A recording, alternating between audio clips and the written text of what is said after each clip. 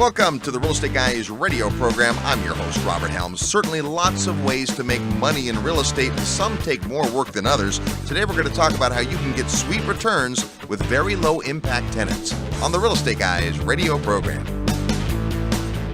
Are you ready to profit in paradise? Hi, it's Robert Helms, and if you think real estate investing means tenants, toilets, and termites, think again. Located just a short plane ride from the U.S., a virtually untouched paradise awaits, the beautiful country of Belize. When you go to Belize with the Real Estate Guys, you'll spend 4 fabulous days discovering one of the most intriguing real estate markets I've ever seen. With its jungle rainforests, pristine beaches, and 81-degree turquoise water, Belize is one of the most beautiful places on earth. Plus, it's considered one of the top 7 tax havens in the world. Belize property is on the rise, and many experts think the best is yet to come.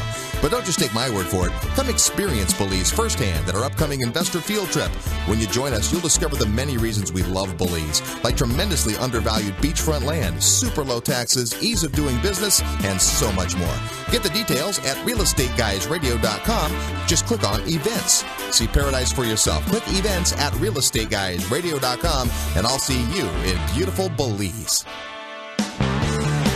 Welcome to the Real Estate Guys radio show. I'm your host, Robert Helms. Joining me as usual, co-host financial strategist Russell Gray. Hey, Robert. You know, we have real estate interests all over the place, and it's so interesting as we look out at the horizon and see folks are creative when it comes to real estate. We were just at our Secrets of Successful Syndication event a few weeks back, and there were folks who were investing in apartments and mobile homes and industrial and raw land and agriculture and all kinds of stuff. And you know, the thing that occurred to me is that tenant base is drastically different across the land. I mean, sometimes you've got C-class apartments with really hands-on managers that have to watch every tenant's move. Sometimes you have big corporate tenants that stay put for 20 years, and sometimes you have tenants that are completely low impact. Yeah, exactly. And as a real estate investor, you have the wonderful freedom and luxury of being able to pick and design an investment portfolio and an investing lifestyle that really suits you, suits your interests. And,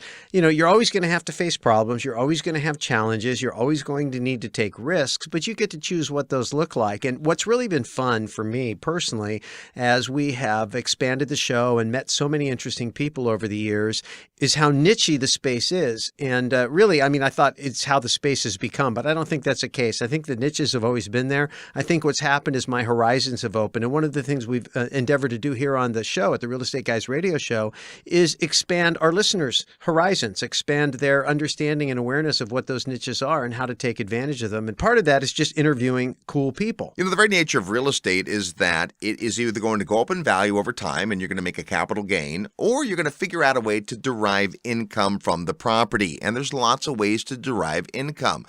People, when they approach real estate investing, often think of the single-family house. I'm going to put a tenant in this house. They're going to pay me rent every month. I'm going to take that rent, and I'm going to pay my mortgage, and I'm going to pay my property tax and my expenses.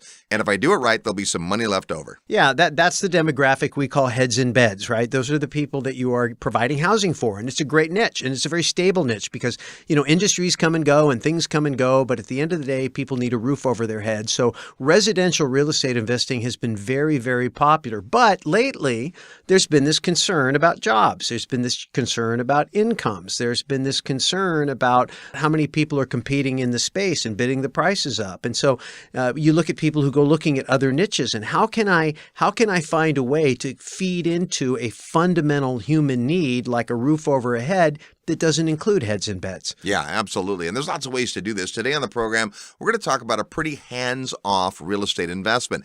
And so that's part of getting in touch with your inner investor, what we call personal investment philosophy. A lot of folks who listen to our show, when we meet these folks at events, they're very, very hands-on. They're finding the deal, vetting the deal, doing the deal. They're rolling up their sleeves. They're fixing the property. At least they're designing what the changes are going to look like. I mean, very, very hands-on.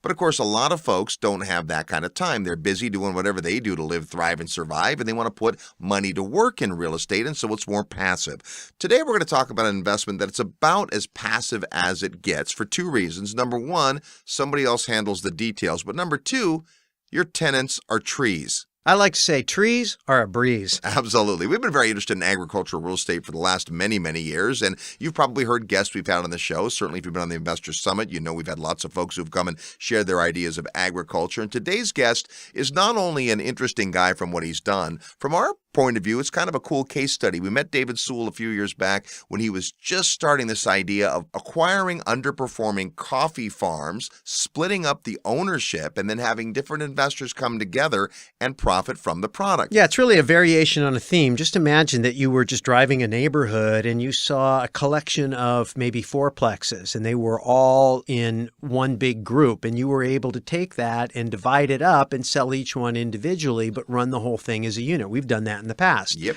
It's the same kind of concept. And so you rehab the entire complex, but you break it up among individual owners, and then you share the productivity of the whole. It's a great model. And when you think about that, the idea of rehabbing an underperforming farm or switching what is actually grown so that you move from a commodity crop to a specialty crop, which has been his model, you find a product that people will pay a premium for, and you create enhanced profits. And again, it's going into a niche within a niche. And that's, again, the fascinating part of this whole thing, and overall, and especially what David's done, because David just seems to have a knack for going in and finding these situations and then figuring out how to put a little twist on it so that he can derive more profit than it was when he picked it up. And that's ultimately what a value add deal is, whether you're talking apartment buildings, commercial buildings, or farms. And so the new part of it is that David's got a brand new crop, and it's not coffee. You're going to learn about it next on the Real Estate Guys radio program. Live nationwide, you're listening to the Real Estate Guys. Find out more at realestateguysradio.com. If you want to retire in the next 5 years or less through real estate, then please pay close attention. My name is Brad Sumrock, and I've taught thousands of my students how to replace their incomes, quit their jobs, and retire faster than they ever thought possible by not investing in single-family homes. You see, there's a secret to retiring fast with little risk, and it has nothing to do with being a landlord, fixing toilets, or flipping houses. The secret is multi-family apartment buildings. Starting from scratch with zero experience, I managed to pocket over $1 million in cash and retire from my 17-year corporate job within 3 years of apartment investing. Now, this is not your typical no money down real estate training. We believe in smart, hard work for intelligent people. So if you're good with your finances, have a decent job, or saving your money, and you're looking for a change and getting out of the rat race, then investing in apartment buildings might just be the answer you've been looking for. Send an email right now to sumrock@realestateguysradio.com to get the details of my upcoming training event. And you'll also receive my free training webinar, Apartment Investing for Beginners. That's Sumrock, SUMROK, @realestateguysradio.com. Dreaming of fast profits, flipping houses, or enjoying massive streams of passive income, but not sure where to start? Discover Red Hot Dallas, Texas, and one of the premier turnkey property providers in the nation. Attend American Real Estate Investments Property Tour and Workshop April 21st through the 23rd. See firsthand what makes the Dallas market so strong. Meet a great team of dedicated acquisition specialists, property managers, and financing sources. Tour a variety of properties in various stages of renovation, including some available right now. But there's only one bus, so space is limited. For all the details, send an email to dfwtour@investmentpropertyshowcase.com. That's dfwtour@investmentpropertyshowcase.com. Hello, Robert Kiyosaki. Listen to the Real Estate Guys. They're wild and crazy, but they really know what they're talking about. Welcome back to the Real Estate Guys radio program. Thanks for tuning into the show. No matter how you're listening, we're extremely excited to be talking about real estate as we do every week. But this week, the real estate we're talking about actually produces something we can consume. We're talking about agricultural real estate. Please welcome back to our program, David Sewell. How are you? Well, thank you very much for having me back. We're always glad to talk to you and find out what's the latest in the agricultural part of the business. Specifically, most of our listeners know you for producing coffee. Tell us what's up in the coffee business. The coffee business is going very nicely, I'm pleased to say. International Coffee Farms is in its second year, second harvest going on right now. The amount of coffee has been doubled since last year's harvest. The team has grown to a very stable, very well organized group of people led by our general manager, Andres Lopez. And he has a team of 21 farmers now managing 9 farms. We managed to finish our beneficio, which is the Spanish term for a wet and dry processing mill. The mill's in place. It's processing all of the coffee we can produce, and it's producing some very nice quality specialty coffee. Well, you can't see this on the radio, but we've got a bag of this coffee right here, and it looks delicious. You know, the thing about it, coffee is something that everybody wants and needs, and we've spoken on this show before about the fact that coffee isn't always coffee. What you guys focus on is specialty coffee. Can you talk about that distinction in case listeners aren't familiar with it? Specialty coffee is the stuff that you buy in the grocery store that costs you $15 a pound, or $20 or $30 or $40 or even more. It is hand-crafted coffee. It's not commercial coffee you buy in a Folgers can. It's not something that is grown in large quantities, sold at the farm gate to one buyer, and mixed together to produce your favorite can of Folgers coffee, for example. Specialty coffee is hand-picked, it's carefully grown, it is selected to be specific varietals, it is zero defect coffee. That means there's not one problem in the bag you're going to get whatsoever. It's a very high-end product, and it's created by artisans who know what they're doing in the coffee business. Now, how does it relate to real estate and opportunity? Well, what you guys do is you go out and you strategically find and acquire these farms, and you get them to the point where they're producing this particular type of coffee, but then you actually allow individual investors to come in and actually buy parts of the farm. How does that work? What we do, we buy underperforming commercial coffee farms. From that point, we then turn those farms around over a 3 to 4 year period into this specialty coffee farming company that we're talking about. Each farm has a specific plan designed for it as to how we're going to turn it into this specialty coffee farm.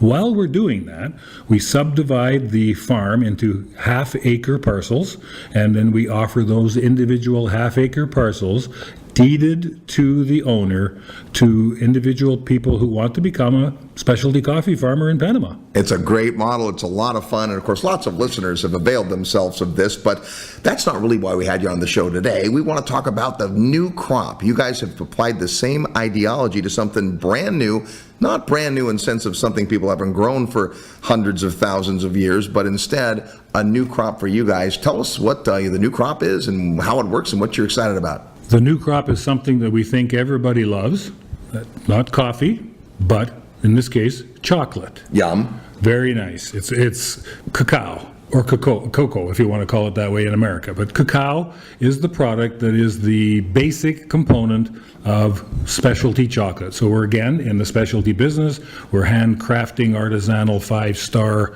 fine-flavored organic cacao into very high-quality specialty chocolate.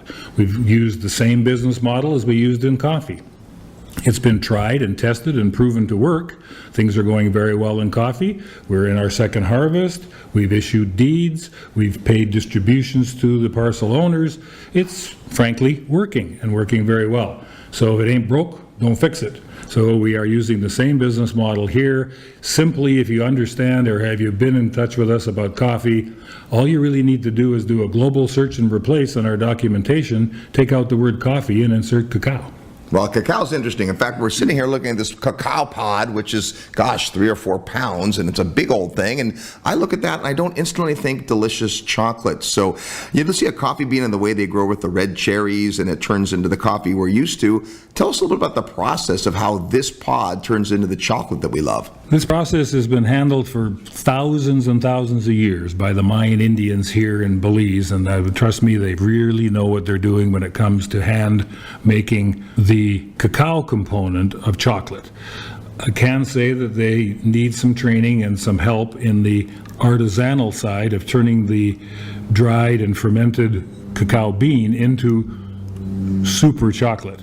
Fortunately, we have with us here, and while we're recording this in Belize, our executive chocolatier, Joshua Parker, who is a Cordon Bleu graduate chef who absolutely has that part handled. What we do when we start is you harvest the cacao pod. And like Robert said, it's 3 or 4 or 5 pounds of a pod, looks like a football. Is 5 pounds of beans that are inside. They're cacao beans. Those beans are taken out of the pod. The pod is used organically in the ground for fertilizer. The beans are taken to a fermenting system, which we have on our own. It's called a depot here in the cacao business. We have our own depot where we accept these wet beans from our farms and from other farmers. They're fermented over a 6-day process, which is a process that is understood by the Mayan Indians. And it's not something that you would scientifically handle. It's not something necessarily that you would be able to replicate on your own without a few thousand years of experience. They're good at it, and it's very cool to watch, and you want to come on one of our tours to see it at some point in time. From the fermenting stage, they dry the cacao. It's another 3 to 5 days in drying beds under the sun, in the breeze, absorbing all of nature to come up with various different flavors and various different profiles of the cacao, depending on the varietal it was grown, how it was fermented, and how it was dried, and all of that has to do with the weather outside. So you end up with a dried cacao bean. The dried cacao bean, which is still raw chocolate, is then taken and roasted, and two different profiles again, as Josh wants to do it, depending on what kind of chocolate he wants to make from the varietal that he has got on in his hands. So there's an awful lot of opportunity there for flexibility to design artisanal chocolate the way he wants it. Once the roasting is done, Josh will process the equipment, or the cacao, through a 5-star equipment that we've ordered from Italy and installed in the kitchen here in Mahogany Bay Village. And the process includes cracking and winnowing the bean, which gets you to a place called nibs, and then the nibs are processed through a group of other machines and fancy names called like mélangeurs and tempering machines and various cool stuff. It's quite a complicated process. It takes some length of time to do, and it is a art for sure. All right, well, it's a very different product, but in the same token, there's lots of things that are similar. So much of the technology in terms of the way you think and the way you approach and the way that you involve investors is the same. And I remember when we've talked about coffee, there's certainly regions of the world that are perfect for growing coffee. And it sounds like it's true for every crop, but the regions aren't necessarily the same as for cacao. Where is this product grown the most? The largest amount of cacao is grown in Africa. The Ivory Coast, Nigeria, those countries there grow about 72% of the world's supply of cacao, which is largely what you would call commercial cacao. It's bought by the large candy manufacturers like Hershey's and Mars. It's bought from a multiple bunch of farms, and it's all mixed together, and then they use it to make candy. Yep. It's somewhat different than what we're doing. We're not really in the candy business. We're not in the commercial business. And one thing we're definitely not in is the exploitation of children and slave labor business. And unfortunately, the Ivory Coast, Nigeria, not being the most stable places in the world these days, employ 1.5 million to 2 million people that are either slave laborers or children. So we don't do that. One of the world's best places for cacao, and it does grow between the Tropic of Capricorn and the Tropic of Cancer, like coffee does around that belt in the world, but there are specific places that have, where God has created the best cacao. Yep. And Belize is one of those places. They have developed a worldwide reputation for very fine-flavored, organically grown cacao. So that cacao here is a specialty product. We're in Belize for a number of reasons. One of those is the source of the cacao. Yeah, awesome. I know that just hearing about that and hearing your energy about the exploitation, one of the things you guys have done in the coffee farm, of course, is a big part of your business is helping coffee farmers who maybe have been producing more of the mass coffee to kind of step up and learn a little more and follow the technologies and be able to pick the beans so that it is improving their quality of life. So there's kind of always been that aspect to your business. Is there any similar thing when it comes to the Mayans and the cacao? Absolutely. The three pillars of the basic pillars of our business model is economic viability or economic sustainability. You have to make money to stay around. Environmental sustainability, so that we leave the land in better shape than we found it. And social sustainability, which is a very important part of our program. And we dedicate quite a large percentage in the coffee business to socially sustaining our workers. They get higher wages, they get better living accommodations, they get full benefits benefits paid for by us. They sleep on mattresses now. They have flush toilets and showers and washrooms that they never had before. Their uniforms are better. Their equipment's better. It all works to improve the quality of their life. Same idea in Belize. We are here not as carpetbaggers to take coffee or to take cacao out of the fields, sell it at a higher price than we buy for it, and move on. We're here to prove to the people that we are farmers. We own 3 farms here. We're in the process of acquiring a few more. We have over 100 acres of farms that we are developing for our own farming process. We have our own trading company here, and then we have the chocolate finishing company in Mahogany Chocolate. That process is here to float all boats. We are here as part of our social sustainability program to be sure that we can provide the farmers with a long-term source of a place that they can sell their beans to, and at a reasonable price that is, in our case, a little bit above market, that has a socially sustainable bonus added to it. And we'll give them up to 20% extra beyond the cash price for their crop that's repayable to them in seedlings and saplings, so that they can take them from the team we have built here, the Nalu Cacao Institute, a group of Mayan farmers and growers here that we work with together as part of our team, to be able to provide them with these saplings and seedlings. They plant them in their 1 acre parcel. They love them and grow them and hug them and make them all nice, and they grow up to be good cacao producers. Then they can increase the economic viability of their farms. They're sustenance farmers. They live from hand to mouth. They don't really have a chance to be able to get beyond an acre of cacao trees, which is not going to feed your family very well because they don't have any money. If we can give them something that is of value to them, like a seedling or a sapling that just isn't money, that they can, as I said, put in the ground and nurture and love and turn it into cacao in the future, we can buy that cacao from them. It's a never-ending circle. It's going to float their boat. It's going to float our boat. Everybody should be fine. We're talking with David Sewell about cacao. How do you grow chocolate? And probably more importantly to you, how can you get in on the action? We'll talk about that when we come back. We'll also play real estate trivia next. You're tuned to the Real Estate Guys radio program. I'm your host, Robert Helms. Real estate investment advice right in your mailbox. Sign up for the free Real Estate Guys newsletter at realestateguysradio.com. If you love real estate and have always wanted to own your own business, listen up. The Real Estate Guys and their panel of experts want to teach you how to go full-time fast in the real estate syndication business. These next few years may go down in history as one of the best times ever to acquire investment real estate. There are deals everywhere if you know where to look and how to assemble the resources. The Secrets of Successful Syndication seminar will show you how to make big money doing big deals from a team of experts that have syndicated projects totaling more than $1 billion. Don't wait for someone to give you a raise or create a job for you. Attend the Secrets of Successful Syndication and learn how to build a team, raise capital, find deals, and make full-time money in 6 months or less. Go to realestateguysradio.com and click on events. All the big players use syndication as a way to diversify risk, optimize profits, and earn big money. You can too. Go to realestateguysradio.com and click on events. Hi, this is Garrett Sutton, Robert Kiyosaki's asset protection attorney and the author of Loopholes of Real Estate and Start Your Own Corporation. As an American or foreign-based investor in U.S. real estate, you know we are a litigious society. You know that you need to protect your real estate, paper, and bullion holdings with the right mix of LLCs and corporations. Our firm, Corporate Direct, not only forms these entities, but importantly, we properly maintain them too.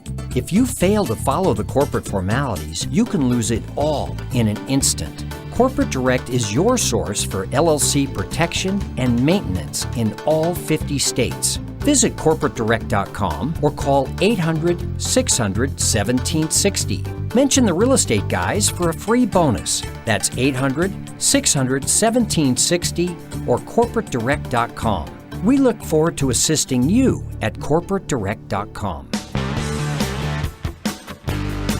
Hi, I'm Mark Victor Hans. You're listening to the Real Estate Guys. If you want to expand your consciousness, expand your wealth, expand your future, and have more delight and excite in your future than in your past, keep listening to the Real Estate Guys. Welcome back to the Real Estate Guys radio program, heard every weekend on this great radio station all the time at realestateguysradio.com. Thanks for tuning in today. We're talking with David Sewell. It is hot diggity chocolate today, talking about sweet returns with the low-impact tenants called cacao trees. We'll get back to more with David in just a minute, but first, it's time to play real estate trivia. In just a minute, I'm going to ask you a question that, of course, has something to do with cacao, and if you know the answer, you're going to win a great prize. It's the latest book from Robert Kiyosaki called Second Chance. That can be yours if you know today's real estate trivia question.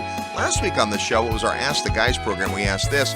For 2016, the country with the most billionaires is the United States with 536. Which country is number 2 in billionaire population? Well, the answer is China with 251 billionaires. Third place, by the way, is a tie between the UK and Germany with 120 billionaires each. Here's our real estate trivia question for this week. Where in the world does the cacao tree originate?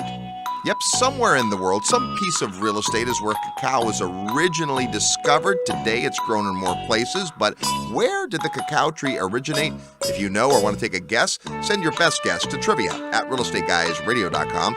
Trivia at realestateguysradio.com. You have to include your name, the answer to the question, and your physical mailing address. So if you're the winner, we can get you a copy of Robert Kiyosaki's big old book, Second Chance. That's today's real estate trivia question. We're in beautiful Belize, a place we love to come, with a completely different type of real estate than, say, we're used to on the Belize field trip. We're talking about agricultural real estate. Belize, one of the foremost places in the world to grow cacao. And we're here with David Sewell talking about the opportunity that might create for you. So I know that your coffee farm business is really predicated on involving a lot of investors, and you've got the same model here.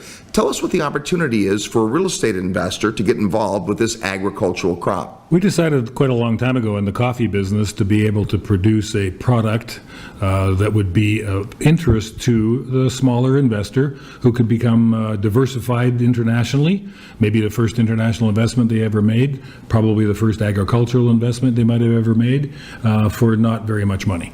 So what we've done the same thing here in Belize and in the cacao business. We have decided to offer the same program that is half-acre parcels that are available on an individual basis. The minimum's 1 parcel. It's a deeded parcel, so it's safe and dependable and secure. It's yours. So you can do what you wish with it because you own it and you will have a deed to it. The program is turnkey managed for you, so it's passive income. You know, it's not that easy to come running down here and chop the pods off a tree if you're, you're in Seattle, Washington somewhere and it's raining. So we'll do that for you. To that end, we have a very significant team built here, and that team includes a cacao institute called Na Lu'um, which is a Mayan word for Mother Earth. And there's a group of people that have been organized for quite some length of time, 10 or 15 years of experience here in managing cacao farms, that have hooked up with us. We joined together with them and we have placed them in as our regional director. So we have now the ability to go from 0 to 100 with a team that really knows what they're doing. Well, especially appreciate that since you've had to really build your team from the ground up in the coffee business. This is like stepping into that already being here in the country. And I imagine that also allows you, because you guys aren't planning in the chocolate business just to use your own fields, but at this point you're actually buying other cacao? Yes, we also buy other cacao. We have a trading company called BCT Cacao Traders, and the idea of that is to be able to offer all of the subsistence level farmers who don't really have a consistent source of sales. They don't have a buyer that's around all the time. Basically, the buyers are NGOs, government organized, government supported organizations who don't necessarily always have the money that they need to fulfill their objectives. They run out of money. When they run out of money, the subsistence level farmer who is planning on selling his few thousand cacao pods to feed his family to them doesn't have a market. So we have decided that not only will we have our own farms, but we will use our cacao in our own distribution system with Josh and Mahogany Chocolate to create fantastic chocolate, but we'll also buy beans from lots of other farmers, allowing them to have a consistent source to sell their beans to. They'll be able to take advantage of our socially sustainable bonus and get seedlings to add to their farms so they can grow their farms. A third part of the program will also offer some microfinancing for them. They just do not have access to capital. So those farmers who really do want to grow will be able to sell to us at a better than market price, will be able to receive saplings to add to their existing farms, and if they want to go any further, we'll give them a 10-year loan, no interest, no payments for the first 5 years until their crop kicks in, and then they can pay us slowly back over that period of time to continue to float their boat. We have a millennials program here.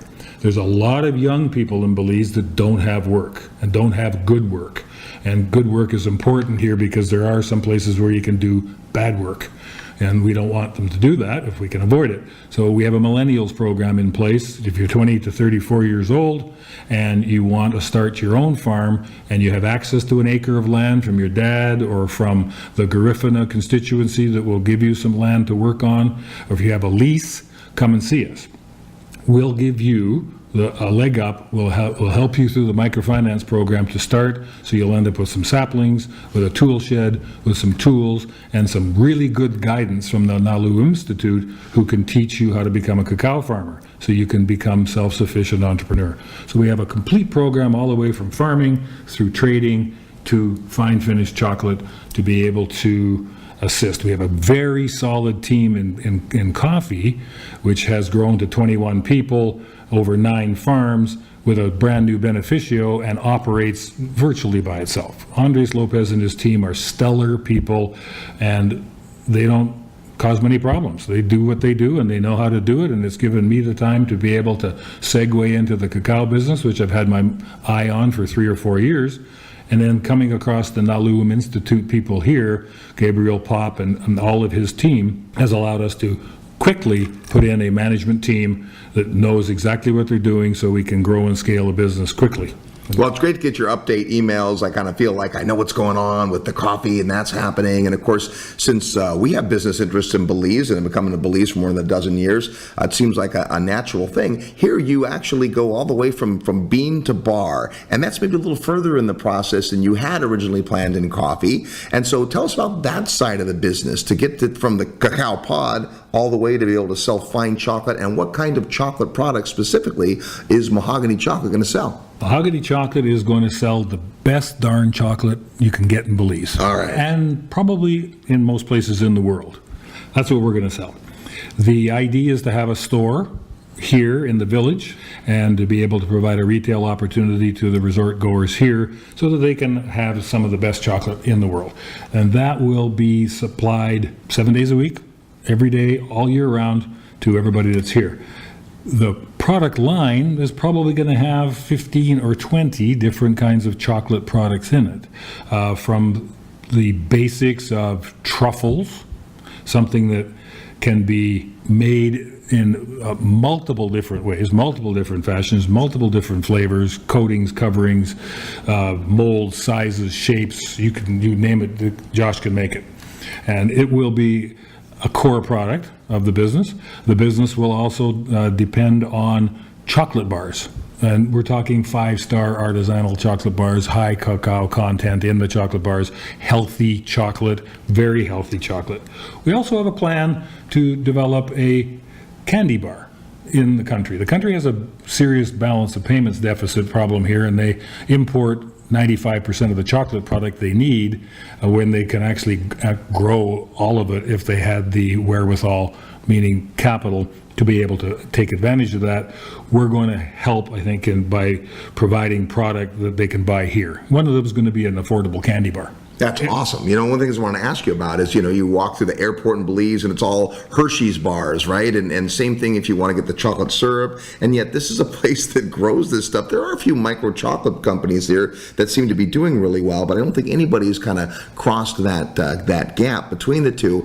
And yet when you say healthy chocolate, people are like, really? But if you study it, it's antioxidant. There's a lot about chocolate that maybe we don't know because we think of it as candy. That's true, and some of the candy is maybe not as healthy as it could be because it's full of sugar and other emulsions and additives that some of the chocolate producers that are making candy need to add because they're shipping product around the world in hot containers on ships for months and months at a time, and it's not an easy product to do. So they have a reason to do what they do, but we don't.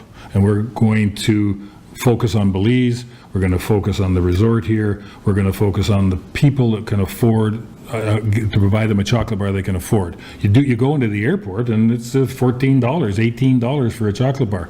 The numbers are high. We can do something about that on the candy bar side, but more importantly, we can do something about that on the quality of the chocolate bar itself. The artisanal chocolate bar, the dark chocolate 72% core product. We can provide cacao nibs, for example, which is the raw product that goes into making the fine chocolate. And those nibs are very, very healthy. They're full of antioxidants. They're full of all kinds of other things. They're becoming an organic superfood just over the last few years, and people are demanding, health food stores all over the world are demanding that product. We have a Canadian group here right in Belize that make yellow ginger. They supply it to Canada. They came to us the other day and said, can we have your nibs? Will you supply us nibs so we can put it through our health food distribution system in Canada? Cool.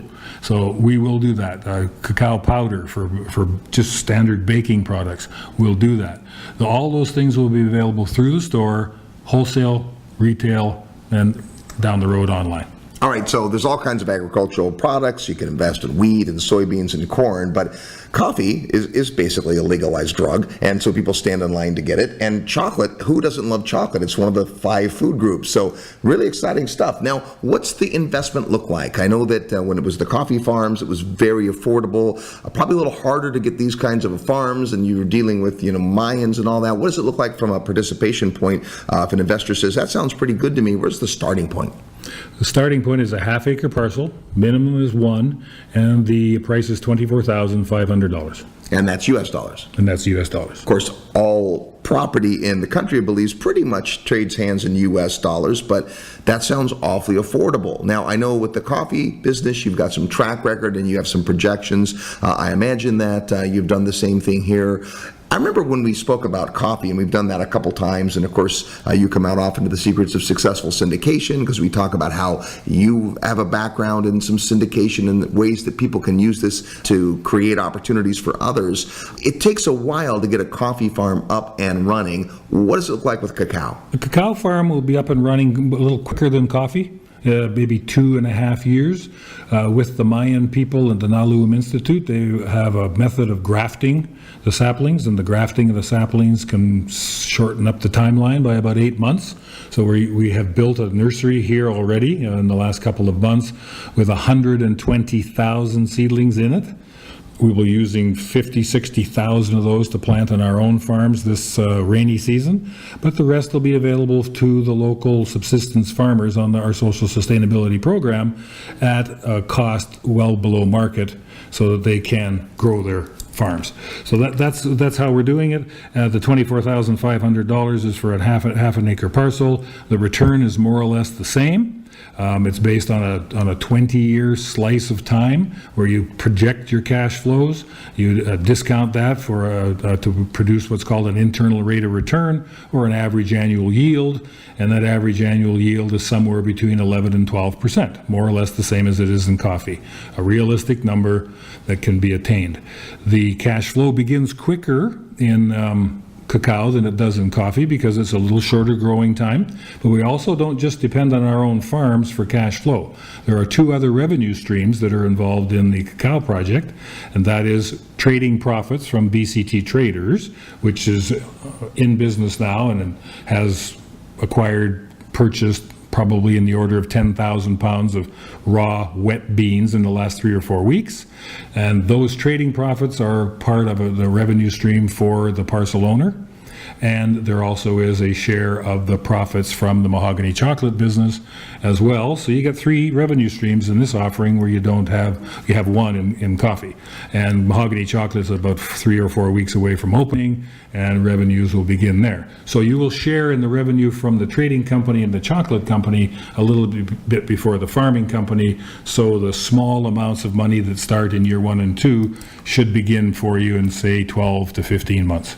So that sounds fabulous. I know there's a lot to digest and projections and all that kind of stuff. So David's put together a report, much like you did when it came to coffee. And to get a copy, I guess you're going to probably be able to guess where you're going to send your email. That's chocolate@realestateguysradio.com. If you're interested in cacao, chocolate@realestateguysradio.com, and you'll get their report. You'll learn about how it's processed, some of the things that David shared with us today, and of course, what the financial projections look like for you to read carefully before considering an investment. Now, coming up on the 15th Annual Investors Summit at Sea, one of our stops is right here in Belize, and folks that come on the summit are going to have the opportunity, optionally, to come over to see what you guys are doing and take a look at the actual store and all of that. It's your third summit, is it? My third summit, yes. All right, and so if you want to come on the summit, come on down. What's going to happen on the day that we're here in Belize over at Mahogany Chocolate? I don't know. But it'll be fun. We'll have to talk about it with Josh. But when you come, you'll be able to see a Star Wars-like kitchen. You're going to see a place that's full of chrome and stainless steel and people wearing very cool chef hats, and a very clean institution, flashing lights and shiny equipment, and it's going to smell fantastic because Josh will be processing tens and tens and tens of kilos of coffee or of chocolate going through that facility. He has a little mini mélangeur in there now where he does test samples, and he's only producing small batches, and you can smell the aroma of chocolate all around the building. People are coming up and asking, when are you opening?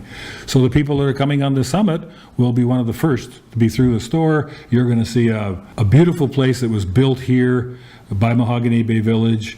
The style of the architecture is unbelievably fantastic. The mahogany stained wood inside the kitchen, the wood floors, the white walls, the cool equipment. Josh will be there to answer any question you might have. We'll run you through some batches of chocolate. You'll make some of your own chocolate, and you'll take some of your own chocolate home with you. All right, good stuff. Well, sounds exciting. We've been wanting to hear the details. I know you guys have been working on this for a while. Congratulations, and thanks for bringing us up to speed. You're more than welcome. I'm pleased to be here. If you're interested in learning more about the possible investment opportunity in, you gotta love it, chocolate, just send an email to chocolate@realestateguysradio.com. You're tuned to the Real Estate Guys radio program. I'm your host, Robert Helms. Need help with your real estate investment portfolio? Check out the resources page at realestateguysradio.com. Hi, this is Patrick Donahoe, CEO of Paradigm Life. Wall Street and banks spend billions of dollars per year in advertising with the goal to convince you that they are the solution. But take a look around. None of their advice has worked. If you're listening to this, odds are pretty good that you're already a real estate investor, or at least becoming one. So why do you do it? Is it to hedge inflation, the tax benefits, or maybe it's to get your money away from Wall Street? It's because of these benefits and so many more that I created the Real Estate Investor's Guide to the Perpetual Wealth Strategy. When you combine successful real estate investing with the Perpetual Wealth Strategy, you have the recipe for what has helped the wealthy to establish their financial well-being for decades. You can download the Real Estate Investor's Guide to the Perpetual Wealth Strategy today by clicking the Resources tab on the Real Estate Guys Radio homepage. Don't wait. Go download it now. Memphis is famous for being the home of the king of rock and roll, but it's also the king of cash flow. If you're looking for affordable cash flow properties, it's hard to beat Memphis. Get your portfolio rocking and more cash flowing your way by calling Terry Kerr at Mid-South Home Buyers. Terry's the king of turnkey properties. Contact Terry through the resource section at realestateguysradio.com. And be sure to order Terry's tips for turnkey rental property investing report. It's free. Just send your request to turnkey@realestateguysradio.com. Hi, this is Bill Bonner. I'm author of Armageddon, and I'm the publisher at Agora, where we publish more than 2.5 million readers around the world with the Real Estate Guys. Welcome back to the Real Estate Guys radio program. Thanks for tuning into the show. Be sure and tell a friend about the Real Estate Guys because we need the listeners. Oh my gosh, how exciting. Chocolate and real estate. Yeah. I mean, it's hard not to get excited about that. I try not to eat as much chocolate as I once did, but when I was a candy eater, sweet eater, boy, I love chocolate. But you know, the thing that's interesting, what I found out, I've gotten a lot more interested in health and healthy eating as I've gotten older. And what I didn't realize, both about coconuts and about chocolate, or cacao in particular, is there's all kinds of real health benefits. Oh my gosh, antioxidant. I mean, here's the thing. if you have the candy bar at the store, it's loaded with the milk and sugar. We talked about that in the interview a little bit. But these kinds of chocolates are really rich and really dark and not as sweet necessarily. I mean, you can do anything with the underlying cocoa. And so there is a health benefit to chocolate. That doesn't mean just, oh, great, I'm going to eat a bunch of chocolate. But from the investment point of view, the fact that there are so many uses is what's exciting. I remember when we taught coconuts on the summit, there's so many things they use the different parts of the coconut for. It's absolutely mind-boggling. Cacao is the same way. Why it is mostly edibly based. There are chocolate scrubs and cocoa butter and all those things. But what's really interesting about the model to me is that unlike the coffee business for David, this is really a bean to bar situation where they're buying farms and they're giving participation to real estate investors, but they're taking it all the way through the process. And as they're starting their chocolate company, they're having to buy other cacao. Pretty soon, it'll transition to the other way where they'll be able to use the cacao they grow, but they'll be growing so much more of the crop, they'll be selling it for all these other purposes. Well, it really comes down to this idea. As anything becomes popular, as anything begins to grow, you begin to get economies of scale, you begin to find areas of efficiency, not to mention just things that are going on in technology. We've had an experience going into a third world country and just doing basic development. And when you go into that place and do development, you're competing with people that are using, maybe primitive is the right word, ways of getting things done. And so when you begin to introduce first world technologies into these third world environments, you create all kinds of profit margins. And, like anything else down the road, perhaps there's going to be people who sniff that out and begin to move in. It gets a little bit more competitive. But in the beginning, in the early stages of it, you can make a ton of money when you're on the cutting edge of what's going on. So I love that concept of going out there and looking for a way to not only leverage technology, leverage an emerging niche, and also do it in a way that has a real impact on human beings. I know that's one of David's passions. Every time I've heard him talk, he's always talking about how what he does makes a difference in the lives of the people who actually work on the farms, what their lives were like before and what their lives are like now that they get to use first world technology and have first world management and benefit and training. And like any social capitalism, it's great when that happens, but it also is an investment. You invest in these folks and they do better work and produce a better product. I mean, it is totally a win-win. Now, an offshore investment in agriculture is not for everybody, but if it sounds at least intriguing to you, my thing about it is that instantly you could go from not owning any real estate to owning international real estate and being in agriculture in a pretty small investment step. Yeah, I think it's great. And there's a lot of reasons why it's interesting. The cash flow is great, so you have that as an option. The prestige, just having a great story to tell. I mean, not that that's a financial benefit, but if you are working on building a resume, particularly if you're thinking about doing syndication, then beginning to have that kind of diversification in your background, that will open doors for you, believe it or not. So it has some marketing value. Well, in real estate, it's always conversation starters. And what better conversation starter than a piece of chocolate? I mean, this is pretty awesome. Oh, that comes from my tenants. Yeah. Where'd you get that chocolate? Well, that chocolate's my tenant. Well, I mean, some of the other things you can think about going international. I mean, we're big proponents of going international. You have the asset protection component, the privacy component, depending on how it's structured. You may have a little bit of a tax component. Often you can do these types of investments inside of an IRA and you get a tax break also. So there's a lot of flexibility that you have. And the entry point isn't that high. I mean, you compare it to what you have to do. It's not leveraged. So you have that advantage. It's just a place to park some cash and get a return on it. So there's a lot of ways it can fit into a portfolio. I don't know that anybody's going to take 100% of their portfolio and say, this is what I'm going to do, but it could take an interesting little slice of your portfolio and put it in something like this. And if it works and you like it, you can begin to dole out and add to that a little bit. And, the other thing we've talked about in the past in some of these agriculture shows is because these things really last for a long time. It can really be a legacy type thing. It's a great way from an estate planning perspective to be able to get something into your portfolio that will just benefit your family for quite a while. It can go from generation to generation. And so there's that aspect of it too. So lots of different things you can do with this type of an investment. All right, as you can imagine, there's a lot of details. David's put together a new report about this investment. All you need to do is send an email to chocolate@realestateguysradio.com. Yeah, chocolate@realestateguysradio.com, and you'll learn all about it and get a chance to meet David at one of our events. He often shows up. I know he's coming on the Investors Summit at Sea. But anyway, this is an interesting topic and always good to get around David and learn more about it. So if you're interested, chocolate@realestateguysradio.com. Next week on the Real Estate Guys, we'll have a great show. Maybe not quite as sweet as this one, but it's going to rock. Until then, go out and make some equity happen. This episode of the Real Estate Guys radio show is brought to you by Paradigm Life. Powerful cash management strategies using life insurance. Learn more at beyourbank.com. Mid-South Home Buyers. Low-cost, turnkey cash flow properties in Memphis, Tennessee. Corporate Direct. Asset protection strategies for real estate investors. From attorney and rich dad advisor Garrett Sutton. Find these and other great companies under the Resources tab at realestateguysradio.com. To learn how you can expose your product or service to the Real Estate Guys audience, call 888-489-7723 extension 4. That's 888-489-7723 extension 4. Or use the feedback page at realestateguysradio.com. Thanks for listening, and we'll see you next week right here on the Real Estate Guys Radio Show.